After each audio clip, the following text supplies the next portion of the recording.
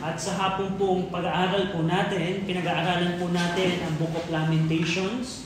Buksan niyo po ang inyong pong Bible sa Lamentations 5.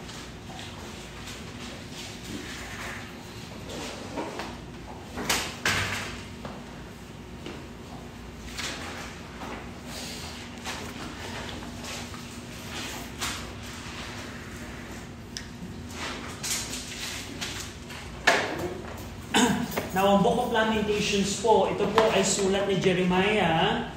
Pagkatapos po nilang maranasan yung pagkawasak ng buong bayan po ng Jerusalem sa mga kamay po ng Babylonia.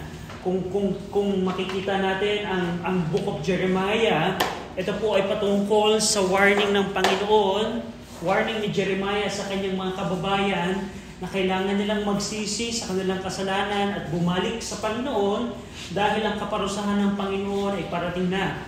Pero po, alam natin ang nangyari, hindi po nila ito ginawa at dahil doon, dumating sila sa kamay ng mga Babylonia at doon naranasan nila ang pagkapuksa. At yun po ang Book of Lamentation na pinag-aaralan po natin. Ang Book of Lamentation po, ito po ay may tema. Pinakita po dito ni Jeremiah na ang Panginoon po ay matuwid, makatarungan at tapat sa pagparusa ng kasalanan. Ibig sabihin nun, ang kasalanan po sa Panginoon ay hindi po makakalagpas sa tao. Pag tayo gumawa ng krimen, ng kasalanan sa ibang tao, minsan nakakalagpas tayo, hindi tayo nahuhuli. Pero sa Panginoon po, ang kasalanan po ay hindi po niya pinapalagpas. Lagi po, meron pong kaparusahan sa banal na Diyos ang kasalanan. At yun po ay pinakita ni Jeremiah. Na kaya nila naranasan yun ay dahil sa kaparusahan ng Diyos. Pero kahit ganun ng Diyos, hindi po natapos doon yung tema ng Book of Lamentation. In the middle of the Book of Lamentation, makikita po ninyo in Lamentations 3, na kahit ganun pa man ang Diyos, nagpaparusa sa kasalanan, siya ay nananatiling mahabagin, maawain at tapat sa kanyang mga tao. And in fact, sabi ni Jeremiah, wait a minute, kami napuksa kami ngayon, pero we're not totally consumed.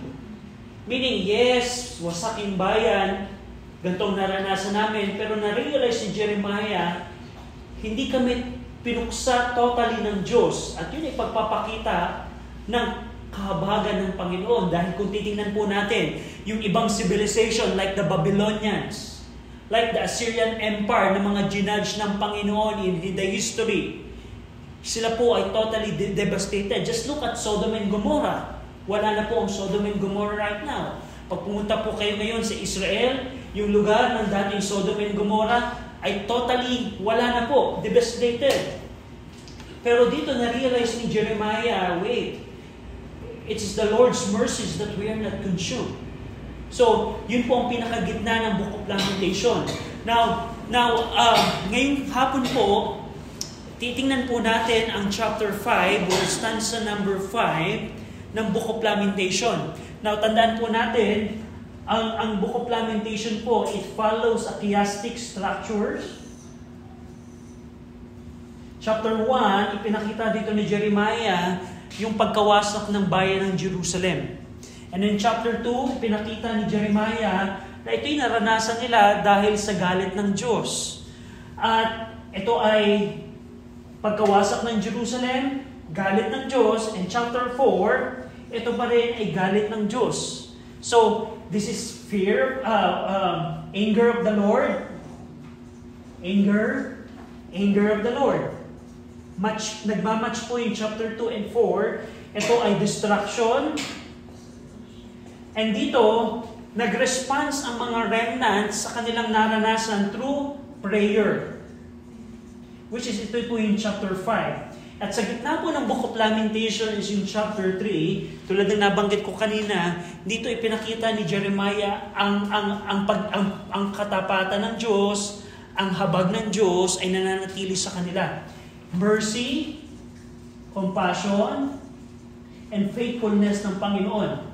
Mercy, compassion, and faithfulness ng Diyos ay nasa chapter 3. Now, ngayong hapon po, pag-aaralan po natin ang chapter 5, which is in response sa destruction na naranasan nila.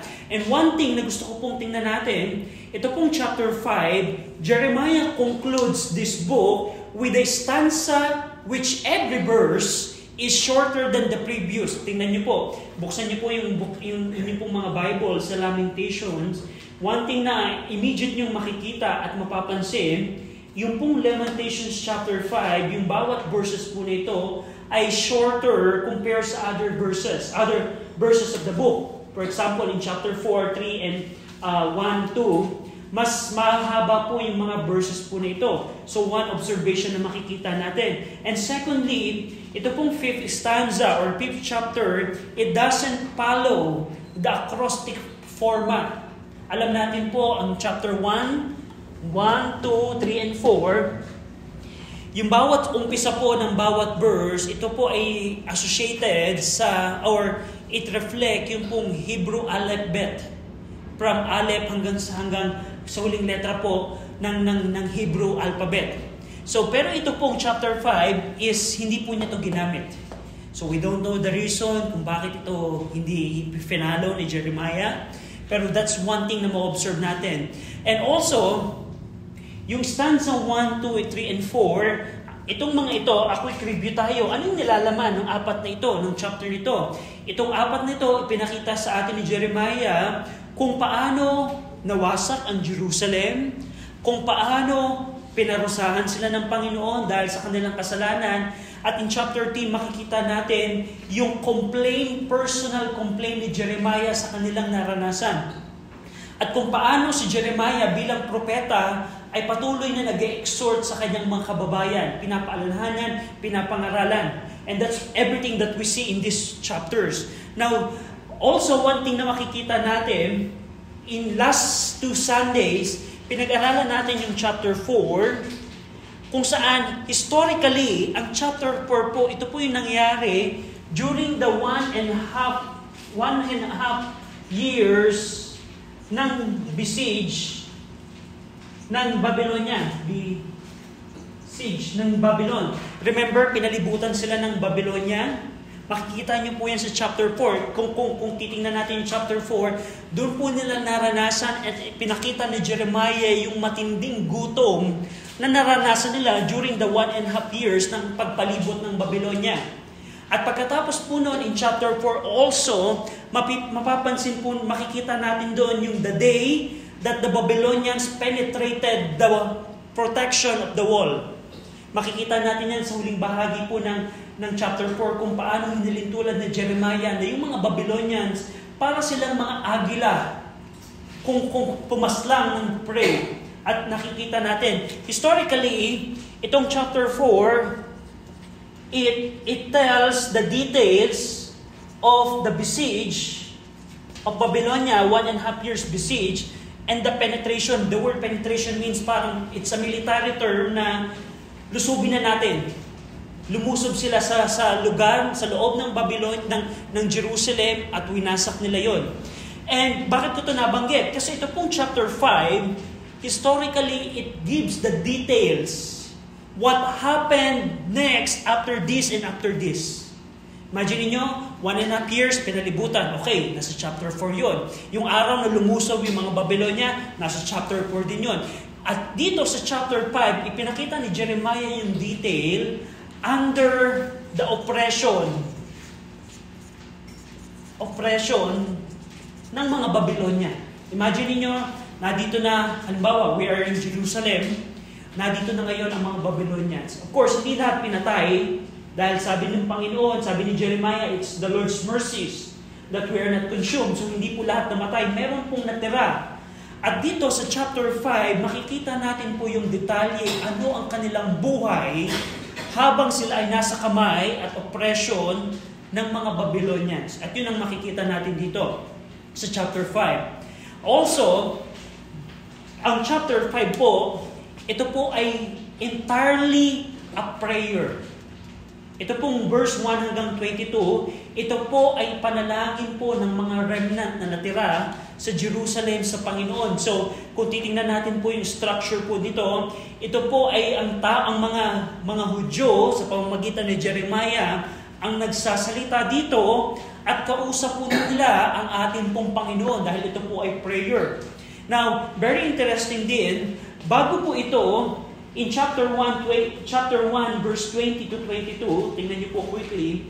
In chapter 1, verse 20 to 22, Behold, O Lord, for I am distressed, my bowels and troubled, my heart is turned within me, for I have grievously rebelled abroad the sword beribet, at home there is a death. In chapter 1, verse 20 to 22, it is the first time na nalangin po yung remnant. Sa chapter 1, nanalangin na yung remnant.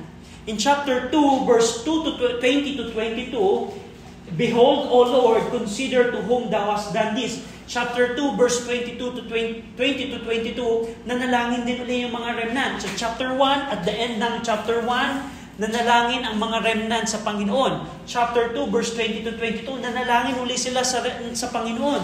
And in chapter 3, verse 42 to 47, nanalangin din sila sa Panginoon. So, ibig sabihin, it's not the first time na ang prayer ng mga remnant ay nakita natin. Chapter 1, chapter 2, chapter 3, they're responding na sa Panginoon. Pero ito pong chapter 5, it's entirely contained ng panalangin po ng mga tao. And one interesting thing na gusto ko pong pansinin natin in chapter 5 is in verse 7 and 16. Our father have sinned and are not, and we have borne their iniquities. Verse 16, chapter 5, verse 16. The crown is fallen from our head. Woe unto us that we have sinned. So, one thing na makikita natin dito is not only it's a prayer, but it's also the acknowledgement of their sin. Twice in this chapter, in-acknowledge po ng mga tao, yes, nagkasala kami sa Panginoon. At ito ang naranasan namin dahil sa aming kasalanan. At yun po ang titingnan natin today. Titingnan po natin ano yung response nila pagkatapos ng lahat ng nangyayari sa kanila habang sila ay nasa kamay ng mga Babylonia at ino-oppress sila. Ano ang naranasan nila? At ano ang kanilang naging panalangin sa Panginoon? And we're going to try to learn ano yung application nito sa ating panahon. Tayo pong lahat ay manalangin.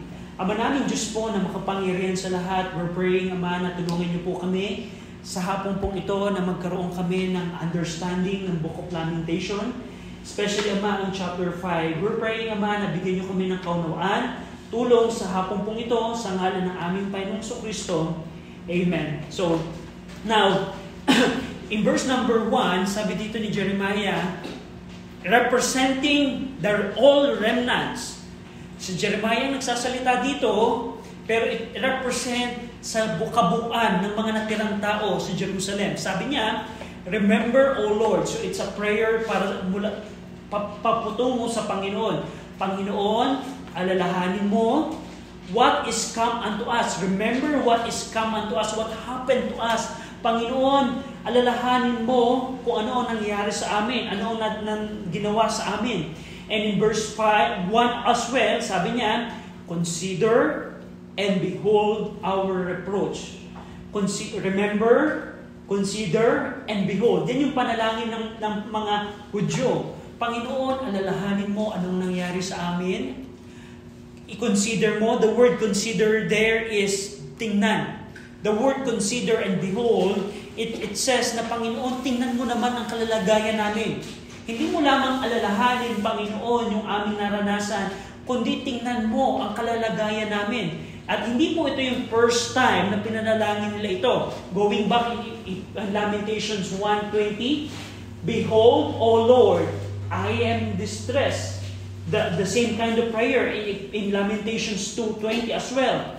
Behold, O Lord, and consider to whom thou hast done this. So, kung mapapansin natin, sa prayer po ng mga remnants is typical na ang content ng kanilang prayer is, Panginoon, tingnan mo ang aming kalalagayan.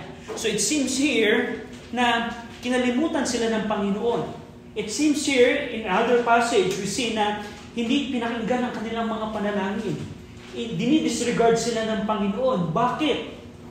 Kasi sila po ay under the judgment ng Panginoon. Kaya ang panalangin dito ng mga Hudyo, Panginoon, alalahanin mo ang nangyari sa amin. Tingnan mo ang aming kalalagayan. And that's verse number 1. Behold, remember, O Lord, and what's come unto us, and consider and behold our reproach. Now, basahin po natin ng sabay-sabay yung verse number 2. Ready? Read. Our inheritance is turned to strangers, our houses. Tulad po ng nabanggit ko po sa inyo kanina, ito pong buong chapter 5, ito po ay nagbibigay ng detalye habang sila po ay nasa kamay ng mga Babylonian. So, historically, para makita natin yung background, yung context po ng chapter 5, tingnan natin, sila ay under the oppression of the Babylonians. Now, sabi nila dito, yung aming mga inheritance, the word inheritance there means portion. Yung aming mga ari-arian is turned to strangers. Sino yung strangers na tinutukoy dito? The Babylonians. And our houses to aliens. Ibig sabihin nito, yung kanilang portion, yung kanilang mga tahanan, were turned over to Babylonians. Turned over to Babylonians. So we know na according sa account ng last chapter of 2 Kings, na sinunog ng general ni Nebuchadnezzar ang buong lahat ng tahanan sa Jerusalem. And pagkatapos noon, yung kanilang tirahan na nawasak, ito ay kinuha ng mga Babylonians. Ibig sabihin, dati nilang pag-aari ito, yung aming mga mana, yung aming bayan, yung aming lupa, na kami ang magmamay-ari dati, ito ngayon ay na-turn over sa mga kamay ng mga Babylonians. And in verse number 3, tingnan niyo po. Ready? Read. We are orphans and fatherless, our mother as our widow. So gusto kong pansinin ninyo yung word na as sa last part of this verse. Dito sinabi nila na we are orphans and fatherless, not literally. Paano natin nalaman na hindi to literal silang naging orphans and fatherless? Because of the word as sa huling bahagi. Sabi nila, hinahalin tulad nila na para kaming mga ulila, para kaming mga walang tatay, at para kaming mga, at yung aming mga nanay ay parang mga widows. Anong ibig sabihin nito? Hindi po ito literal because of the word as in the original. We see the word as or like, na para kaming widow, parang yung mga nanay namin ay widow, para kaming mga ulila, para kaming mga walang tatay. Bakit? Ito'y nagpapakita na sa kanilang kalalagayan, there's no one to protect them.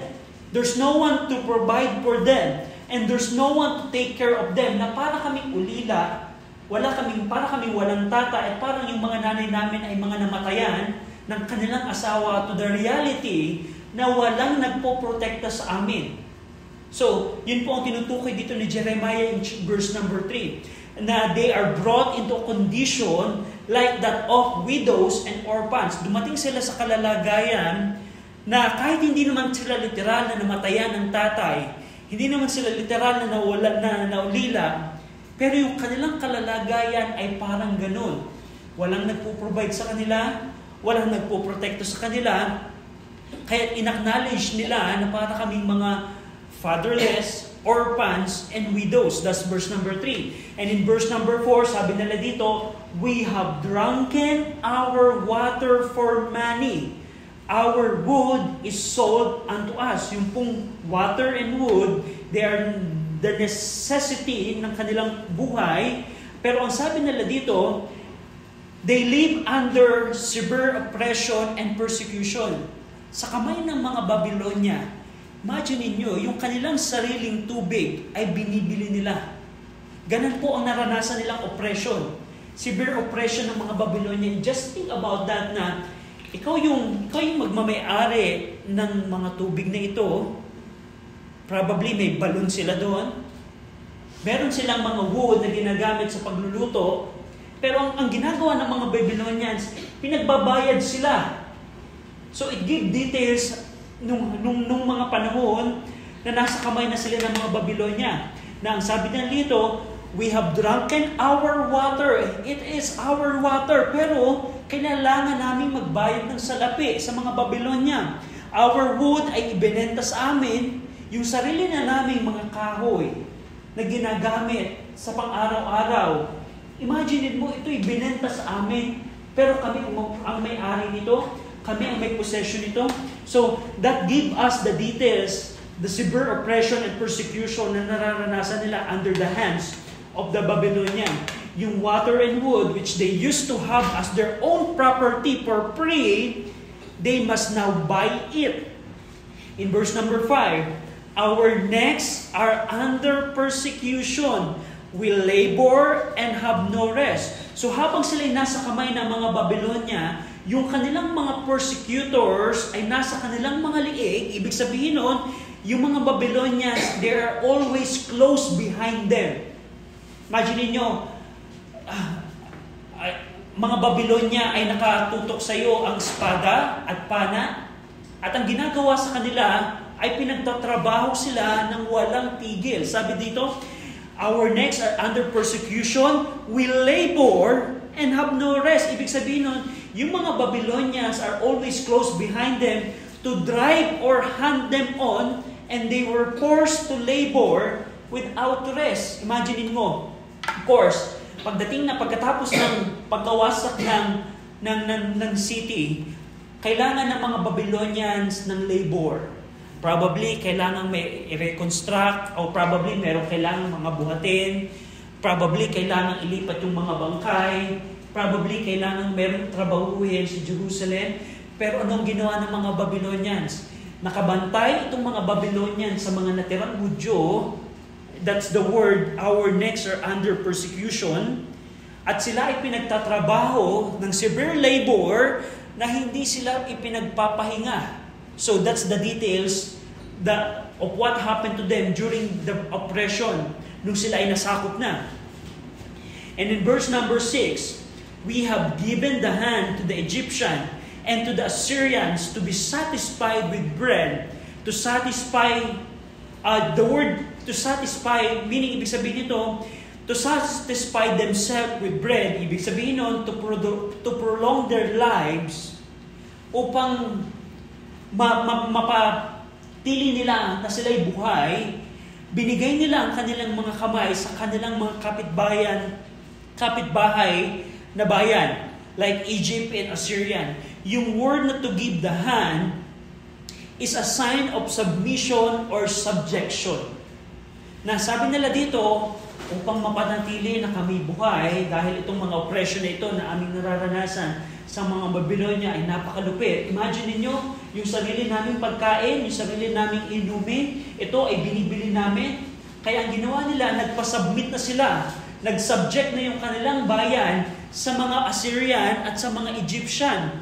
At yun ang ibig sabihin ng we give the hands to Assyrian and Egyptian. And in verse 7, now this is the first time in this prayer that they acknowledge their sin. Our fathers have sinned. Ang aming mga tatay, ang aming mga ancestor ay nagkasala and are not. At wala na sila ngayon. Patay na sila ngayon. Yung aming mga ninuno, sila ang nagkasala at ngayon wala na sila ngayon. Patay na sila. And we have borne their iniquities. At aming tinamasa, aming naranasan, aming pinasan ang kanilang mga kasalanan or yung guilty ng kanilang kasalanan. Ibig sabihin, yung kasalanan na ginawa ng mga ancestor nila, sinabi nila, in-acknowledge nila, tinestify nila na sila ang nagbata, sila ang nagbuhat ng guiltiness or iniquities ng kanilang mga ancestor. Now, tandaan niyo po, hindi po ibig sabihin ito na ang mga remnant ay inosente. Kasi baka sabihin natin, kaya pala nila naranasan to ng present generation is because of the previous generation. Hindi po inosente ang mga remnant na ito kasi kung titingnan niyo po in verse number 16, the crown is fallen from our head, woe unto us that we have sinned. So yung present generation, they acknowledge na sila'y nagkasala. Pero dito sa verse number 7, sinabi nila na binata namin, natanggap namin ang kasalanan ng aming mga fathers, aming mga ancestor. So, anong ibig sabihin nito? Hindi ibig sabihin nito na sila, ang remnant ay inosente, because we see na sinabi nila na sila'y nagkasala. Pero ibig sabihin nito na yung punishment na kanilang nararanasan is not solely, hindi lamang ito dahil sa kanilang kasalanan. Pero ito din ay dahil sa kasalanan ng kanilang mga ninuno. Yun ang sinasabi nila dito. Hindi ibig sabihin that they are innocent, pero ang ibig sabihin nito, yung aming naranasan ay hindi lamang ito resulta ng aming sariling kasalanan, kundi ito din ay resulta ng kasalanan ng aming mga ninuno, Now, tingnan niyo po, in verse number, tingnan niyo po ang Jeremiah 31:29. Jeremiah 31:29. Jeremiah 31:29.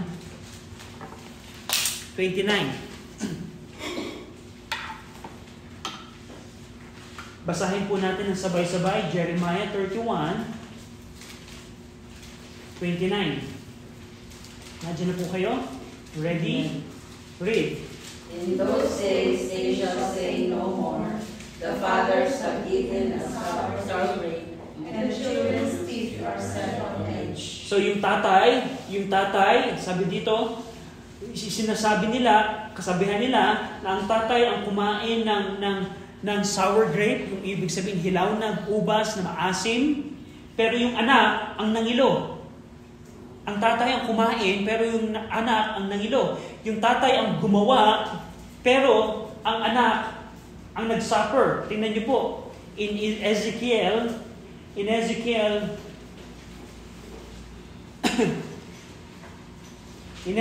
chapter 18, verse 2. Ezekiel 18:2. Tingnan, basahin po natin ng sabay-sabay. Ezekiel chapter 18, verse number 2. Ezekiel chapter 18, verse 2. Ready? Read. What mean ye that ye use this proverb concerning the land of Israel, saying, the fathers have eaten sour grapes, and the children's teeth are set on edge? So the same proverbs na yung tatay ang kumain ng maasim na ubas, pero yung anak ang nangilo. Ang ibig sabihin ng proverbs nito, yung tatay, yung mga fathers ang nagkasala, pero yung anak ang nagsuffer. So ito yung ginamit ni Jeremiah in this prayer na ipakita. Pero ibig sabihin nito, tandaan natin na kahit ganun pa man, ang pinupoint lamang dito ni Jeremiah, yung aming naranasan ngayon, ito ay resulta din na ginawa ng kasalanan ng aming mga ninuno. Remember nung panahon na nung si King Manasseh, kung paano sumuway ang mga previous kings ng Israel and Judah sa Panginoon, kung paano sila nagtayo ng mga Diyos-Diyosan, kung paano sila tinalikuran ang salita ng Panginoon. So lahat ng iyon nag-come up dito sa pagkakataong ito. And probably next week ipapakita ko po sa inyo kung paano ito pong Book of Lamentations. Ito po ay fulfillment ng warning ng Panginoon sa Book of Deuteronomy bago sila pumunta at pumasok sa panahon pa lamang ni Moses. Pinaalalahanan na sila na pagdating ninyo sa bayan ng Canaan, sa Promised Land, ay huwag niyong gagawin yung mga bagay nito kasi kung hindi niyo ito gagawin, ito ang ipaparanas ko sa inyo. And also, at the same time, sa panahon ni Jeremiah, ganun din ang ipinangaral. And next week, ipapakita ko po sa inyo na ang Book of Lamentations, ito po ay fulfillment ng warning ng Diyos sa kanila. Pero kahit sila winarningan na ng Panginoon, sumuway pa rin sila, at ngayon, ang Book of Lamentation is patunay na ang Panginoon ay tapat at siya ay ginagampanan niya ang warning na ibinigay niya. So, dito po sa chapter 5, and in verse 8 hanggang verse number, which we're going to see next week, in verse number 8 hanggang verse number 18, ito po ay continuation ng preaching, ng prayer ni Jeremiah representing the people na, Panginoon, tingnan mo ang aming kalalagayan. Pero gusto kong tingnan natin, fast forward tayo in verse 19, next week titingnan natin yung mga verses na yun. In verse 19, Jeremiah ends this prayer with this. Sabi niya in verse 19, Thou, O Lord, remainest forever, thy throne from generation to generation. So what Jeremiah is telling here, Panginoon, ito ang nararanasan namin ngayon dito sa lupa, sa aming bayan. Pero ikaw, Panginoon, thou remainest forever, hindi ka nagbabago. At ang iyong trono ay hindi nagbabago from kahit anong saling lahi. Itong henerasyon ito hanggang sa magpalit ang henerasyon. Now verse 20, wherefore, Panginoon, dost thou forget us forever and forsake us so long time? Hindi nagbabago ang trono mo, Panginoon. Hindi kayo nagbabago, Panginoon, sa mga tuwid. Kakalimutan mo na lang ba kami, Panginoon? So ito yung prayer ng remnant. Verse 21, Panginoon, turn thou unto us, O Lord. Panginoon, bumaling ka sa amin. Tingnan mo kami, Panginoon, and we shall be turned. Renew our days as old. Verse 22, but thou hast utterly rejected us. Thou art very wroth against us. So gusto kong tingnan natin dito, and next week, we're going to see the other details ng prayer ni Jeremiah dito, which speak yung kanilang kalagayan under oppression. Pero gusto ko po kayong dalhin na ito pong mga remnant na ito, sila ba ay tunay na nagsisisi o hindi?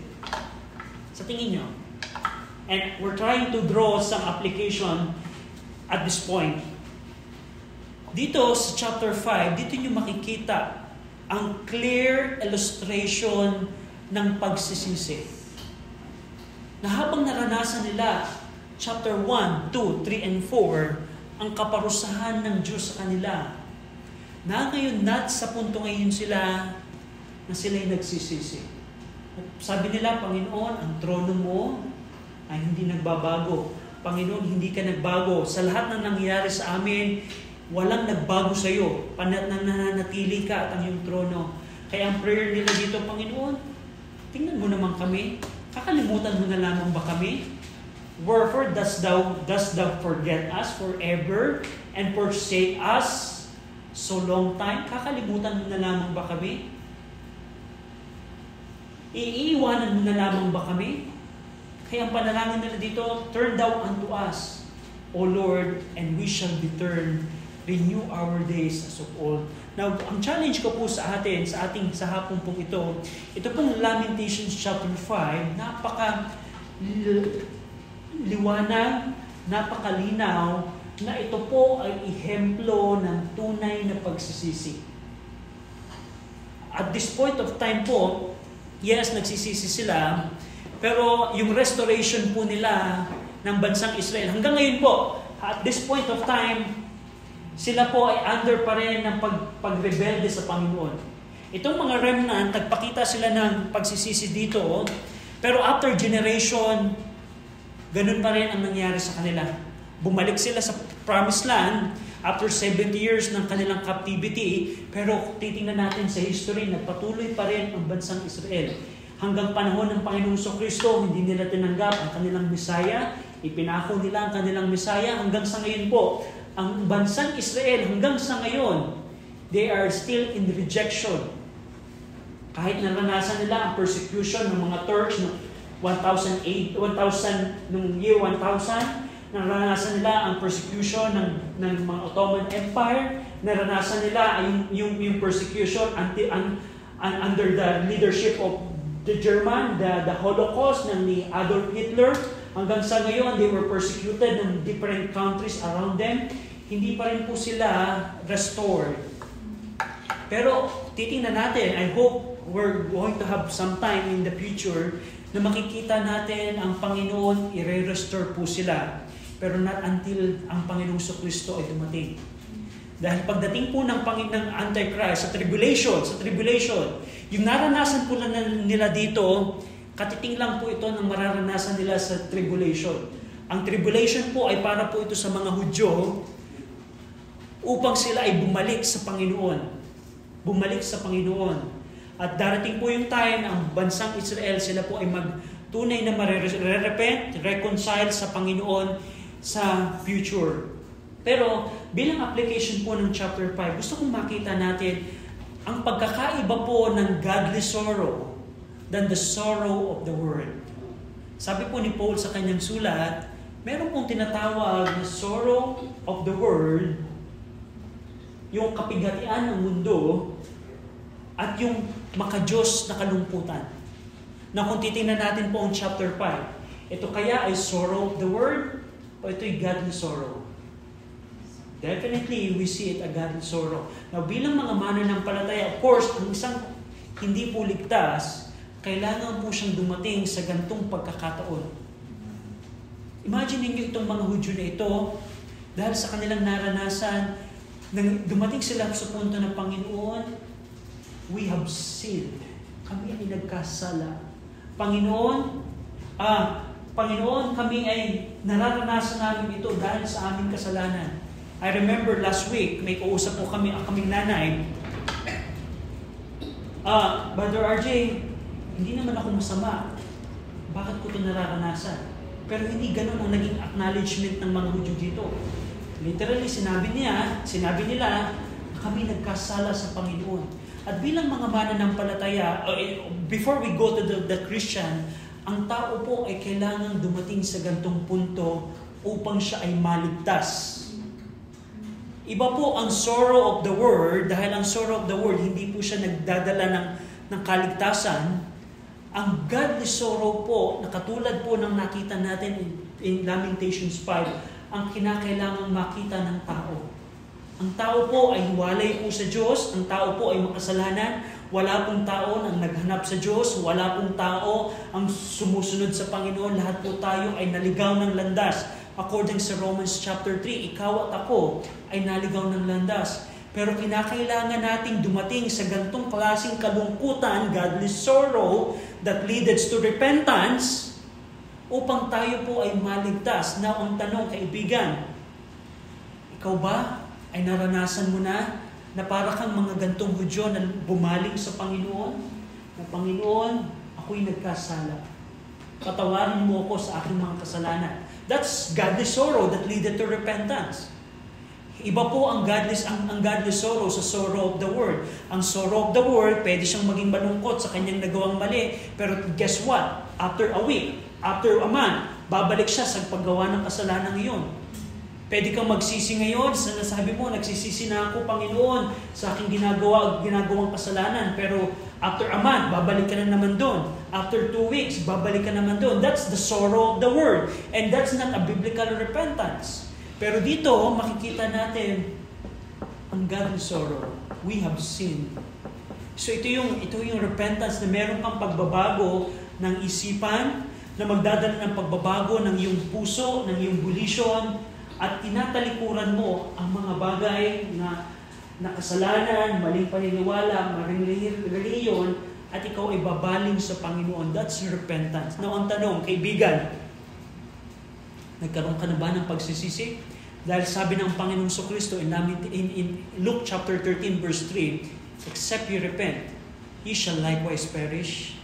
Maliban ang tao ay magsisi, maliban ikaw ay magsisi, katulad kang mapapahama. Katulad kang mapapahama. Na ang pagsisisi po ay hindi lamang po ito sa unsaved. Sa mga mananampalataya po, ang pagsisisi din po ay patuloy pa rin ginagawa ng mga mananampalataya. Anong pagkakaiba? Kung halimbawa ang Panginoon, dinidil ka sa kasalanan mo na ginagawa, tayo pong mga mananampalataya ay dapat matuto ding magkaroon ng pagsisisi.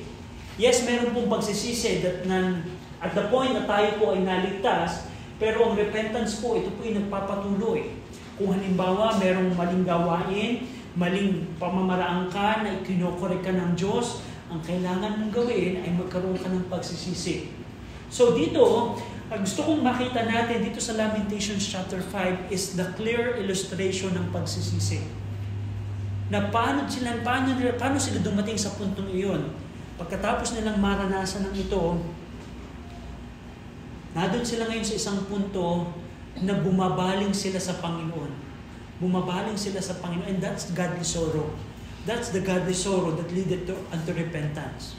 Now, tayo pong lahat ay yumuko, tayo pong lahat ay manalangin.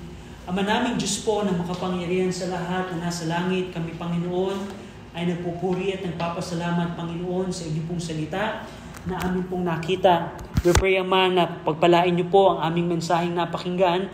Salamat, Panginoon, sa Lamentations 5 na ito po'y clearly nagpapakita ng illustration po ng pagsisisi. We pray, Ama, na tulungan niyo po kung sa aming kalagitnaan ay meron pong isa o ilan na hindi po ligtas. I pray na kayo magbigay ng conviction and enlightenment po sa kanila. At sa aming pong mga mananampalataya, we pray na bigyan niyo kami ng tulong na lumago sa aming pong Christian life. Hindi lamang, Panginoon, na makita namin ang kalooban po ninyo, kundi patuloy ay talikuran namin ang mga maling gawain na meron po kami upang kami maging katanggap-tanggap po sa inyo. Pinupuri namin kayo at pinasasalamatan sa ngalan ng aming Panginoong Kristo.